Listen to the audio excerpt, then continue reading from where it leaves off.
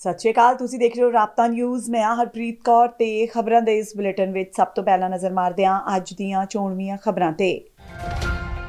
ਭਾਰਤ ਪਾਕਿਸਤਾਨ ਵਿਚਾਲੇ cease fire, Trump ਦੇ ਦਾਅਵੇ ਤੇ ਭਾਰਤ ਪਾਕਿਸਤਾਨ ਸਰਕਾਰ ਨੇ ਲਗਾਈ ਮੋਹਰ। ਸੀਜ਼ ਫਾਇਰ ਤੋਂ ਪਹਿਲਾਂ ਰਾਤ ਨੂੰ ਪਾਕਿਸਤਾਨ ਦਾ ਭਾਰਤ ਤੇ ਜ਼ਬਰਦਸਤ ਹਮਲਾ, 6 ਭਾਰਤੀ ਫੌਜੀ ਟਿਕਾਣਿਆਂ ਨੂੰ ਬਣਾਇਆ ਨਿਸ਼ਾਨਾ। ਭਾਰਤ ਵੱਲੋਂ ਕੀਤੇ ਹਮਲੇ ਵਿੱਚ ਲਸ਼ਕਰ-ਏ-ਤੈयबा ਤੇ ਜੈਸ਼-ਏ-ਮੁਹੰਮਦ ਦੇ 5 ਚੋਟੀ ਦੇ ਅੱਤਵਾਦੀ ਮਾਰੇ ਗਏ। ਮੁਦੱਸਰ ਵੀ ਢੇਰ। ਭਾਰਤ ਸਰਕਾਰ ਨੇ ਸੂਚੀ ਕੀਤੀ ਜਾਰੀ। ਭਾਈ ਬਲਵੰਤ ਸਿੰਘ ਰਾਜੋਆਣਾ ਦੀ ਫਾਂਸੀ ਵਾਲੀ ਪਟੀਸ਼ਨ ਤੇ ਸ਼੍ਰੋਮਣੀ ਕਮੇਟੀ ਨੇ ਕੀਤੀ ਮੀਟਿੰਗ। ਧਾਮੀ ਨੇ ਕਿਹਾ ਜਲਦੀ ਹੀ ਲਿਆ ਜਾਵੇਗਾ ਅੰਤਿਮ ਫੈਸਲਾ। ਤੇ ਕੈਨੇਡਾ ਦੇ PM ਮਾਰਕ ਕਾਰਨੀ ਮੰਗਲਵਾਰ ਨੂੰ ਨਵੀਂ ਕੈਬਨਿਟ ਦਾ ਕਰਨਗੇ ਐਲਾਨ। ਕਾਰਨੀ ਨੇ ਕਿਹਾ ਕੈਬਨਿਟ ਵਿੱਚ ਮਰਦਾਂ ਤੇ ਔਰਤਾਂ ਦੀ ਗਿਣਤੀ ਹੋਵੇਗੀ ਬਰਾਬਰ। ਤੇ ਹੁਣ ਇਹਨਾਂ ਖਾਸ ਖਬਰਾਂ ਦਾ ਵਿਸਥਾਰ ਤੇ ਕੁਝ ਹੋਰ ਅਹਿਮ ਖਬਰਾਂ। ਅਮਰੀਕੀ ਰਾਸ਼ਟਰਪਤੀ ਡੋਨਾਲਡ ਟਰੰਪ ਦੇ ਇੱਕ ਟਵੀਟ ਨੇ ਚਿਹਰੇ ਖਿੜਾ ਦਿੱਤੇ ਨੇ ਦੋਵਾਂ ਦੇਸ਼ਾਂ ਦੇ ਆਮ ਨਾਗਰਿਕਾਂ ਨੇ। ਦਰਅਸਲ ਡੋਨਾਲਡ ਟਰੰਪ ਨੇ ਭਾਰਤ ਤੇ ਪਾਕਿਸਤਾਨ ਦੀ ਜੰਗ ਰੁਕਵਾ ਦਿੱਤੀ ਹੈ। ਡੋਨਾਲਡ ਟਰੰਪ ਨੇ ਟਵੀਟ ਕੀਤਾ ਕਿ ਭਾਰਤ ਤੇ ਪਾਕਿਸਤਾਨ ਜੰਗਬੰਦੀ ਤੇ ਸਹਿਮਤ ਹੋ ਗਏ ਨੇ। ਉਹਨਾਂ ਟਵੀਟ ਰਾਹੀਂ ਜਾਣਕਾਰੀ ਦਿੱਤੀ ਕਿ ਭਾਰਤ ਤੇ ਪਾਕਿਸਤਾਨ ਵਿਚਕਾਰ ਰਾਤ ਭਰ ਚੱਲੀ ਲੰਬੀ ਗੱਲਬਾਤ ਤੋਂ ਬਾਅਦ ਦੋਵੇਂ ਦੇਸ਼ ਪੂਰੀ ਤਰ੍ਹਾਂ ਜੰਗਬੰਦੀ ਤੇ ਸਹਿਮਤ ਹੋ ਗਏ ਨੇ। ਉਹਨਾਂ ਦੋਵਾਂ ਦੇਸ਼ਾਂ ਨੂੰ ਸਮਝਦਾਰੀ ਨਾਲ ਫੈਸਲੇ ਲੈਣ ਦੀ ਅਪੀਲ ਕੀਤੀ। ਅਮਰੀਕੀ ਰਾਸ਼ਟਰਪਤੀ ਡੋਨਾਲਡ ਟਰੰਪ ਦੇ ਟਵੀਟ ਤੋਂ ਬਾਅਦ ਅੱਜ ਭਾਰਤ ਤੇ ਪਾਕਿਸਤਾਨ ਵਿਚਕਾਰ ਜੰਗਬੰਦੀ ਦਾ ਐਲਾਨ ਹੋ ਗਿਆ। ਦੋਵਾਂ DGMOs ਵਿਚਕਾਰ 12 ਮਈ ਨੂੰ ਦੁਪਹਿਰ 12 ਵਜੇ ਚਰਚਾ ਹੋਵੇਗੀ। ਪਾਕ DGMO ਵੱਲੋਂ 3:30 ਵਜੇ ਫੋਨ ਤੇ ਗੱਲਬਾਤ ਕੀਤੀ ਗਈ, ਜਿਸ ਤੋਂ ਬਾਅਦ ਦੋਵੇਂ ਧਿਰਾਂ ਵੱਲੋਂ ਅੱਜ ਸ਼ਾਮ 5 ਵਜੇ ਤੋਂ ਜ਼ਮੀਨ, ਹਵਾ ਤੇ ਸਮੁੰਦਰ ਤੇ ਸਾਰੀ ਗੋਲੀਬਾਰੀ ਤੇ ਫੌਜੀ ਕਾਰਵਾਈ ਬੰਦ ਕਰ ਦਿੱਤੀ ਗਈ।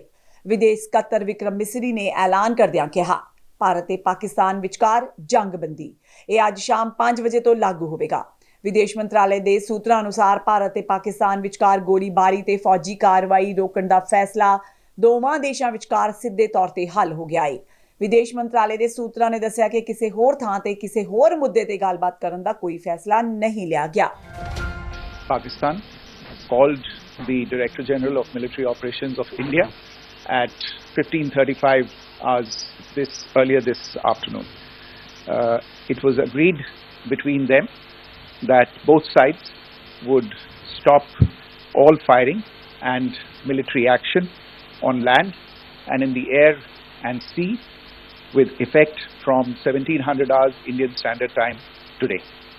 Instructions have been given on both sides to give effect to this understanding. The Directors General of Military Operations will talk again on the 12th of May at 1200 hours. Thank you. ਇਸ ਤੋਂ ਪਹਿਲਾਂ ਪਾਕਿਸਤਾਨ ਦੇ ਹਮਲਿਆਂ ਦੀਆਂ ਅਸਫਲ ਕੋਸ਼ਿਸ਼ਾਂ ਵਿਚਕਾਰ ਭਾਰਤ ਸਰਕਾਰ ਨੇ ਸ਼ਨੀਵਾਰ ਨੂੰ ਇੱਕ ਵੱਡਾ ਫੈਸਲਾ ਲਿਆ ਸੀ। ਭਾਰਤ ਸਰਕਾਰ ਵੱਲੋਂ ਪਾਕਿਸਤਾਨ ਨੂੰ ਸਪਸ਼ਟ ਸੰਦੇਸ਼ ਦਿੰਦਿਆਂ ਕਿਹਾ ਗਿਆ ਸੀ ਕਿ ਜੇਕਰ ਭਾਰਤ ਵਿੱਚ ਕੋਈ ਅੱਤਵਾਦੀ ਹਮਲਾ ਹੁੰਦਾ ਹੈ ਤਾਂ ਇਸ ਨੂੰ ਜੰਗ ਮੰਨਿਆ ਜਾਵੇਗਾ। ਸਰਕਾਰੀ ਸੂਤਰਾਂ ਦਾ ਕਹਿਣਾ ਹੈ ਕਿ ਭਵਿੱਖ ਵਿੱਚ ਕਿਸੇ ਵੀ ਅੱਤਵਾਦੀ ਕਾਰਵਾਈ ਨੂੰ ਭਾਰਤ ਵਿਰੁੱਧ ਜੰਗ ਮੰਨਿਆ ਜਾਵੇਗਾ। ਇਸ ਦੇ ਨਾਲ ਹੀ ਅਜਿਹੀ ਕਿਸੇ ਵੀ ਕਾਰਵਾਈ ਦਾ ਉਸ ਅਨੁਸਾਰ ਹੀ ਜਵਾਬ ਦਿੱਤਾ ਜਾਏਗਾ। ਸਰਕਾਰ ਦੇ ਫੈਸਲੇ ਤੋਂ ਸਪਸ਼ਟ ਹੈ ਕਿ ਜੇਕਰ ਪਾਕਿਸਤਾਨ ਵੱਲੋਂ ਭਾਰਤ ਵਿੱਚ ਕਿਸੇ ਵੀ ਤਰ੍ਹਾਂ ਦਾ ਅੱਤਵਾਦੀ ਹਮਲਾ ਕੀਤਾ ਜਾਂਦਾ ਹੈ ਤਾਂ ਇਸ ਨੂੰ ਜੰਗ ਮੰਨਿਆ ਜਾਵੇਗਾ ਤੇ ਉਸੇ ਭਾਸ਼ਾ ਵਿੱਚ ਹੀ ਜਵਾਬ ਦਿੱਤਾ ਜਾਵੇਗਾ। ਦਰਅਸਲ ਅੱਜ ਸਵੇਰੇ ਪਾਕਿਸਤਾਨ ਨੇ ਲਗਾਤਾਰ ਚੌਥੇ ਦਿਨ ਭਾਰਤ ਤੇ ਹਮਲਾ ਕੀਤਾ ਸੀ। ਵਿਦੇਸ਼ ਮੰਤਰਾਲੇ, ਫੌਜ ਤੇ ਹਵਾਈ ਸੈਨਾ ਨੇ ਸ਼ਨੀਵਾਰ ਨੂੰ ਇੱਕ ਵਾਰ ਫੇਰ ਇੱਕ ਪ੍ਰੈਸ ਕਾਨਫਰੰਸ ਕੀਤੀ। ਕਰਨਲ ਸੋਫੀਆ ਕੁਰੈਸ਼ੀ ਨੇ ਕਿਹਾ ਕਿ ਪਾਕਿਸਤਾਨੀ ਫੌਜ ਪੱਛਮੀ ਸਰਹੱਦਾਂ ਤੇ ਲਗਾਤਾਰ ਹਮਲੇ ਕਰ ਰਹੀ ਹੈ। ਪਾਕਿਸਤਾਨ ਨੇ ਘੱਟੋ-ਘੱਟ 6 ਭਾਰਤੀ ਫੌਜੀ ਟਿਕਾਣਿਆਂ ਨੂੰ ਨਿਸ਼ਾਨਾ ਬਣਾਉਂਦਿਆਂ ਇੱਕ ਵੱਡੀ ਫੌਜੀ ਮੁਹਿੰਮ ਆਪਰੇਸ਼ਨ ਬੁਨਿਆਨ ਮਾਰਸੂਸਾ ਸ਼ੁਰੂ ਕੀਤੀ। ਪਾਕਿਸਤਾਨੀ ਫੌਜ ਨੇ ਭਾਰਤੀ ਫੌਜੀ ਕੈਂਪਾਂ ਤੇ ਹਮਲਾ ਕਰਨ ਲਈ ਡਰੋਨ, ਲੰਬੀ ਦੂਰੀ ਦੇ ਹਥਿਆਰਾਂ ਤੇ ਲੜਾਕੂ ਜਹਾਜ਼ਾਂ ਦੀ ਵਰਤੋਂ ਕੀਤੀ। ਭਾਰਤ ਨੇ ਕਈ ਹਮਲਿਆਂ ਨੂੰ ਨਾਕਾਮ ਕੀਤਾ, ਪਰ ਪਾਕਿਸਤਾਨ ਨੇ 26 ਤੋਂ ਵੱਧ ਥਾਵਾਂ ਤੇ ਹਵਾਈ ਰਸਤੇ ਘੁਸਪੈਠ ਕਰਨ ਦੀ ਕੋਸ਼ਿਸ਼ ਕੀਤੀ। ਉਹਨਾਂ ਉਧਮਪੁਰ, ਭੁੱਜ, ਪਠਾਨਕੋਟ, ਬਠਿੰਡਾ, ਆਦਮਪੁਰ ਦੇ ਹਵਾਈ ਸੈਨਾ ਦੇ ਟਿਕਾਣਿਆਂ ਤੇ ਸਾਜ਼ੋ ਸਮਾਨ ਤੇ ਮੁਲਾਜ਼ਮਾਂ ਨੂੰ ਨੁਕਸਾਨ ਪਹੁੰਚਾਇਆ। ਉਹਨਾਂ ਸਵੇਰੇ 1:40 ਤੇ ਪੰਜਾਬ ਵਿੱਚ ਹਵਾਈ ਸੈਨਾ ਦੇ ਅੱਡੇ ਨੂੰ ਨਿਸ਼ਾਨਾ ਬਣਾਉਣ ਲਈ ਤੇਜ਼ ਰਫ਼ਤਾਰ ਮਿਜ਼ਾਈਲਾਂ ਦੀ ਵਰਤੋਂ ਕੀਤੀ। ਉਹਨਾਂ ਸਿਹਤ ਸਹੂਲਤਾਂ ਤੇ ਸਕੂਲਾਂ ਤੇ ਵੀ ਹਮਲਾ ਕੀਤਾ। ਕਰਨਲ ਕੁਰੈਸ਼ੀ ਨੇ ਕਿਹਾ ਕਿ ਪਾਕਿਸਤਾਨ ਵੱਲੋਂ ਫੌਜੀ ਸਥਾਪਨਾਵਾਂ ਨੂੰ ਨਿਸ਼ਾਨਾ ਬਣਾਉਣ ਦੀ ਕੋਸ਼ਿਸ਼ ਤੋਂ ਬਾਅਦ ਭਾਰਤ ਨੇ ਪਾਕਿਸਤਾਨ ਦੇ ਹਥਿਆਰ ਡਿਪੂਆਂ ਤੇ ਫੌਜੀ ਕੈਂਪਾਂ ਵਿਰੁੱਧ ਜਵਾਬੀ ਕਾਰਵਾਈ ਕੀਤੀ। ਘੱਟੋ-ਘੱਟ 3 ਹਵਾਈ ਟਿਕਾਣਿਆਂ ਤੇ बैलिस्टिक मिसाइल हमले किए गए। चिंता का विषय यह रहा कि पाकिस्तान ने लाहौर से उड़ान भरने वाले नागरिक विमानों की आड़ लेकर अंतर्राष्ट्रीय हवाई मार्गों का दुरुपयोग किया। ताकि वह अपनी गतिविधियां छिपा सके। ऐसी चालों ने भारतीय वायु प्रतिरक्षा तंत्र को नागरिक सुरक्षा सुनिश्चित करते हुए अत्यधिक संयम के साथ कार्य करने के लिए विवश किया। साथ ही साथ पाकिस्तान ने मिस इन्फॉर्मेशन का सहारा लेते हुए आदमपुर स्थित S-400 प्रणाली, सूरतगढ़ व सिरसा के हवाई अड्डों, नगरोटा के ब्रह्मोस बेस, देहरागिरी के तोपखाना पोजीशन तथा चंडीगढ़ के अग्रिम गोला बारूद डिपो को नष्ट करने के झूठे दावे सोशल मीडिया पर फैलाए। भारत इन फॉल्स नैरेटिव्स को पूर्णतः खारिज करता है। नियंत्रण रेखा पर पाकिस्तान ने ड्रोन घुसपैठ और भारी तोपखाना गोलाबारी के कई प्रयास किए। कुपवाड़ा, बारामूला, पुंछ, राजौरी और अखनूर सेक्टर्स में तोप, मोर्टार एवं हल्के हथियारों से भीषण गोलाबारी जारी रही। भारतीय सेना ने प्रभावी व तुलनात्मक प्रत्युत्तर देते हुए पाक सेना को काफी क्षति पहुंचाई। ਦੱਸ ਦਈਏ ਕਿ ਪਾਕਿਸਤਾਨ ਲਗਾਤਾਰ ਭਾਰਤ ਤੇ ਡਰੋਨ ਤੇ ਮਿਜ਼ਾਈਲਾਂ ਨਾਲ ਹਮਲੇ ਕਰ ਰਿਹਾ ਸੀ। ਇਸ ਦੇ ਨਾਲ ਹੀ ਪਾਕਿਸਤਾਨ ਨੇ ਸਰਹੱਦ ਨਾਲ ਲੱਗਦੇ ਇਲਾਕਿਆਂ ਵਿੱਚ ਆਪਣੀਆਂ ਫੌਜਾਂ ਵੀ ਭੇਜਣੀਆਂ ਸ਼ੁਰੂ ਕਰ ਦਿੱਤੀਆਂ ਸਨ, ਜੋ ਕਿ ਦੁਸ਼ਮਣੀ ਵਧਾਉਣ ਦੇ ਸੰਭਾਵੀ ਇਰਾਦੇ ਦਾ ਸੰਕੇਤ ਸੀ। ਭਾਰਤੀ ਅਧਿਕਾਰੀਆਂ ਨੇ ਇਹ ਜਾਣਕਾਰੀ ਦਿੱਤੀ। ਮੌਜੂਦਾ ਸਥਿਤੀ ਤੇ ਬੋਲਦਿਆਂ ਵਿੰਗ ਕਮਾਂਡਰ ਵਿਓਮਿਕਾ ਸਿੰਘ ਨੇ ਕਿਹਾ, ਪਾਕਿਸਤਾਨੀ ਫੌਜਾਂ ਨੂੰ ਸਰਹੱਦੀ ਖੇਤਰਾਂ ਵਿੱਚ ਘੁੰਮਦੇ ਦੇਖਿਆ ਗਿਆ। ਉਹਨਾਂ ਕਿਹਾ, ਭਾਰਤੀ ਫੌਜ ਨੇ ਪਾਕਿਸਤਾਨ ਵੱਲੋਂ ਕੀਤੀਆਂ ਗਈਆਂ ਸਾਰੀਆਂ ਕਾਰਵਾਈਆਂ ਦਾ ਪ੍ਰਭਾਵਸ਼ਾਲੀ ਢੰਗ ਨਾਲ ਤੇ ਢੁਕਵਾਂ ਜਵਾਬ ਦਿੱਤਾ। ਵਿੰਗ ਕਮਾਂਡਰ ਵਿਓਮਿਕਾ ਸਿੰਘ ਨੇ ਕਿਹਾ, ਭਾਰਤੀ ਫੌਜ ਨੇ ਸੋਚ ਸਮਝ ਕੇ ਜਵਾਬ ਦਿੱਤਾ, ਜਿਸ ਵਿੱਚ ਸਿਰਫ ਨਿਰਧਾਰਿਤ ਫੌਜੀ ਟਿਕਾਣਿਆਂ ਨੂੰ ਹੀ ਨਿਸ਼ਾਨਾ ਬਣਾਇਆ ਗਿਆ। ਉਹਨਾਂ ਇਹ ਵੀ ਕਿਹਾ ਕਿ ਪਾਕਿਸਤਾਨ ਲਗਾਤਾਰ ਝੂਠੀਆਂ ਗੱਲਾਂ ਫੈਲਾਉਣ ਦੀ ਕੋਸ਼ਿਸ਼ ਕਰ ਰਿਹਾ ਹੈ, ਜਿਵੇਂ ਕਿ ਭਾਰਤ ਦਾ S-400 ਮਿਜ਼ਾਈਲ ਸਿਸਟਮ ਤਬਾਹ ਹੋ ਗਿਆ ਜਾਂ ਸੂਰਤਗੜ੍ਹ ਦੇ ਸਿਰਸਾ ਹਵਾਈ ਅੱਡੇ ਨੂੰ ਨੁਕਸਾਨ ਪਹੁੰਚਿਆ। उन्होंने कहा कि भारत ने इन झूठे दाव्यां नूं स्पष्ट तौर ते रद्द कीता है। पाकिस्तान द्वारा सैन्य ठिकानों को जानबूझकर निशाना बनाने के पश्चात भारतीय सशस्त्र बलों ने त्वरित व सुनियोजित जवाबी हमले किए। Technical installation, command and control centres, radar sites और हथियार भंडार को चुनकर निशाना बनाया गया। रफीकी, मुरीद, चकलाला, रहमियार खान, सुकूर और चुनिया स्थित पाक सैन्य ठिकानों पर एयर लॉन्च सटीक हथियारों व लड़ाकू जेट से प्रहार किए गए। पसरूर स्थित रडार साइट और सियालकोट का एविएशन बेस भी प्रिसीजन एम्यूनेशन से टारगेट किए गए। इन कार्रवाइयों के दौरान भारत ने कम से कम कोलैटरल डैमेज की क्षति सुनिश्चित की। ਪਹਿਲਗਾਮ ਹਮਲੇ ਤੋਂ ਬਾਅਦ 7 ਮਈ ਨੂੰ ਭਾਰਤ ਦੁਆਰਾ ਸ਼ੁਰੂ ਕੀਤੇ ਗਏ ਆਪਰੇਸ਼ਨ ਸਿੰਦੂਰ ਦੌਰਾਨ ਪਾਕਿਸਤਾਨ ਤੇ ਪਾਕਿਸਤਾਨ ਦੇ ਕਬਜ਼ੇ ਵਾਲੇ ਕਸ਼ਮੀਰ ਵਿੱਚ ਇੱਕ ਨਿਸ਼ਾਨਾਬੱਧ ਫੌਜੀ ਕਾਰਵਾਈ ਵਿੱਚ ਕਈ ਪ੍ਰਮੁੱਖ ਅੱਤਵਾਦੀ ਮਾਰੇ ਗਏ ਸਨ। ਇਹ ਅੱਤਵਾਦੀ ਪਾਬੰਦੀਸ਼ੁਦਾ ਅੱਤਵਾਦੀ ਸੰਗਠਨ ਲਸ਼ਕਰ-ਏ-ਤੈਯਬਾ ਤੇ ਜੈਸ਼-ਏ-ਮੁਹੰਮਦ ਨਾਲ ਜੁੜੇ ਹੋਏ ਸਨ। 5 ਵੱਡੇ ਅੱਤਵਾਦੀਆਂ ਦੀ ਪਛਾਣ ਕਰ ਲਈ ਗਈ ਹੈ। ਰੱਖਿਆ ਮੰਤਰਾਲੇ ਨੇ ਇਸ ਦੀ ਇੱਕ ਸੂਚੀ ਜਾਰੀ ਕੀਤੀ ਹੈ। सूची मुताबिक मुदस्सर खाडियान खास उर्फ अबू जिंदल, हाफिज मोहम्मद जमील, मोहम्मद यूसुफ अजहर, खालिद उर्फ अबू आकाशा, मोहम्मद हसन खान मार दिते गए ने।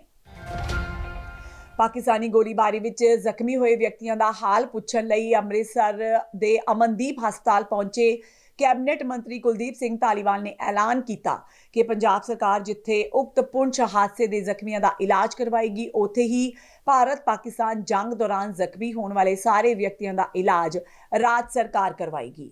उन्होंने कहा कि पाकिस्तान वालों बीती रात अमृतसर ते इस दे नाल लगदे इलाकिਆਂ ते बहुत वड्डे पद्धर ते हमले किए गए, पर साडी फौज ने इन्हां नूं नाकाम कर दिता। उन्होंने कहा कि इन्हां बहादुर फौजियां नूं मेरा सलूट है, जिन्हां ने सारी रात साडी रखिया लई पहरा दिता। पाकिस्तानी फौज ने हमारे एक गुरु घर पे, सिख टेम्पल पे जो हमला किया था, उसमें एक सरदार गुरमीत सिंह, एक उनका बेटा है, दोनों ही बहुत बुरी तरह जख्मी हुए। कुछ लोग उधर मारे भी गए, तो इनको इलाज के लिए इधर उन्होंने भेजा अमृतसर।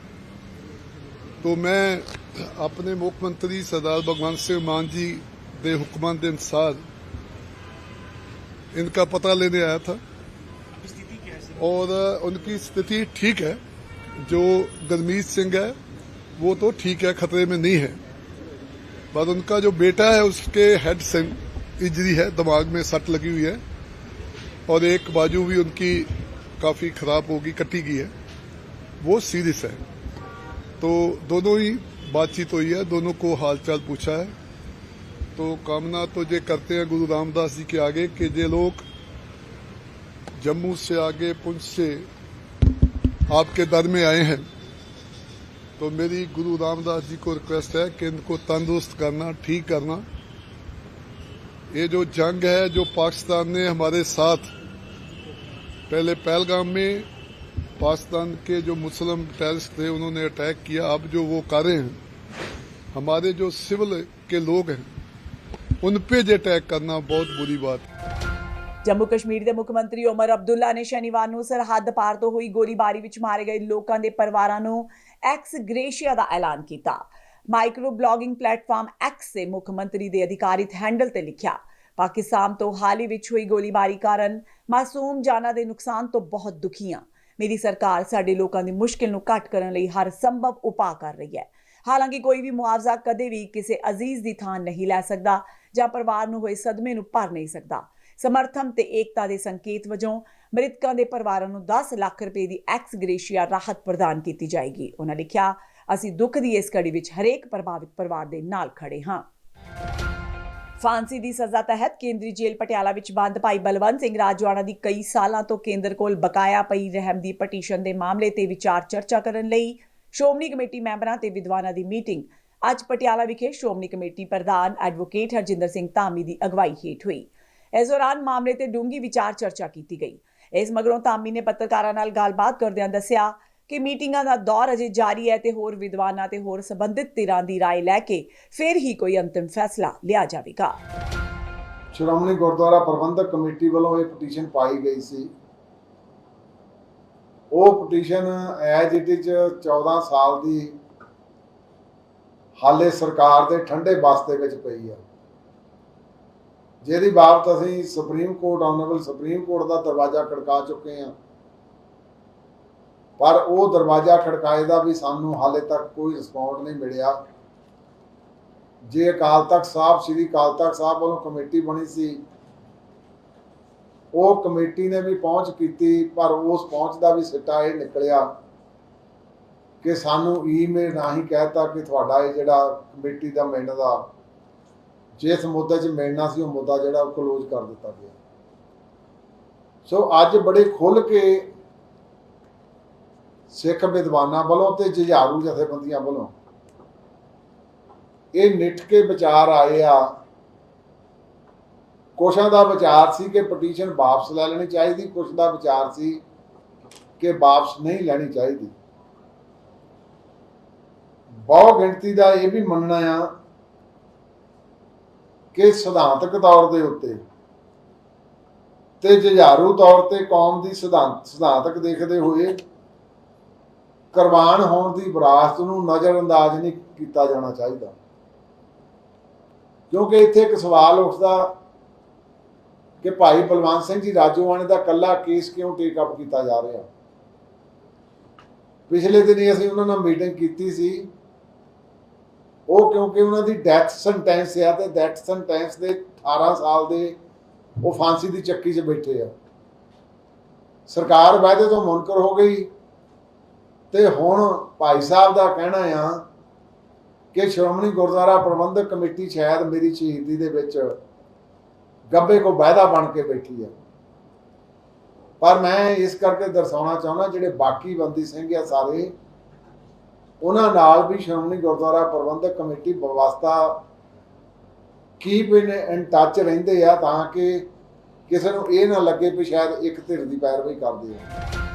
ਹਰਿਆਣਾ ਦੇ ਸ਼ਹਿਰ ਗੁੜਗਾਉਂ ਤੇ ਪਟੌਦੀ ਵਿਖੇ ਵਹਿਸ਼ਿਆਨਾ ਭੀੜ ਵੱਲੋਂ 297 ਘਰਾਂ ਨੂੰ ਅੱਗ ਲਗਾ ਕੇ ਸਾੜਨ ਤੇ 47 ਸਿੱਖਾਂ ਦੇ ਕਤਲੇਆਮ ਦੇ ਮਾਮਲੇ ਦੀ ਅਗਲੀ ਸੁਣਵਾਈ 5 ਅਗਸਤ ਨੂੰ ਪੰਜਾਬ ਤੇ ਹਰਿਆਣਾ ਹਾਈ ਕੋਰਟ ਚੰਡੀਗੜ੍ਹ ਵਿਖੇ ਹੋਵੇਗੀ।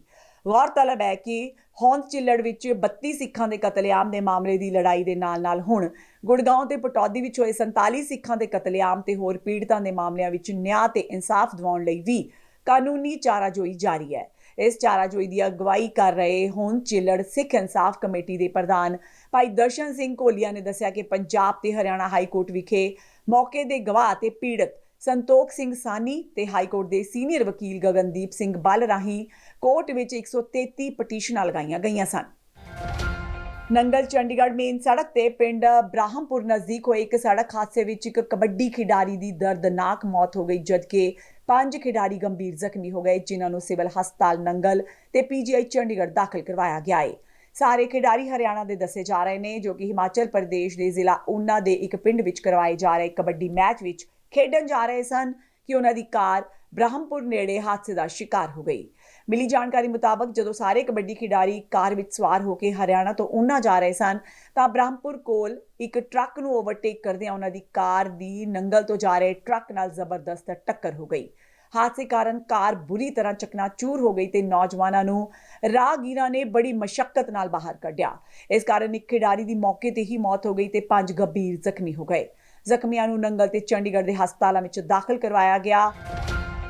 ਕੈਨੇਡਾ ਦੇ ਪ੍ਰਧਾਨ ਮੰਤਰੀ ਮਾਰਕ ਕਾਰਨੀ ਮੰਗਲਵਾਰ ਨੂੰ ਆਪਣੀ ਨਵੀਂ ਕੈਬਨਿਟ ਦਾ ਐਲਾਨ ਕਰਨਗੇ। ਹਾਲ ਹੀ ਵਿੱਚ ਮੁਕੰਮਲ ਹੋਈਆਂ ਸੰਘੀ ਚੋਣਾਂ ਵਿੱਚ ਲਿਬਰਲ ਪਾਰਟੀ ਨੇ ਵੱਡੀ ਜਿੱਤ ਦਰਜ ਕੀਤੀ ਸੀ। ਹਾਲਾਂਕਿ ਪਾਰਟੀ 1-2 ਸੀਟਾਂ ਨਾਲ ਸਪਸ਼ਟ ਬਹੁਮਤ ਤੋਂ ਖੁੰਝ ਗਈ ਸੀ।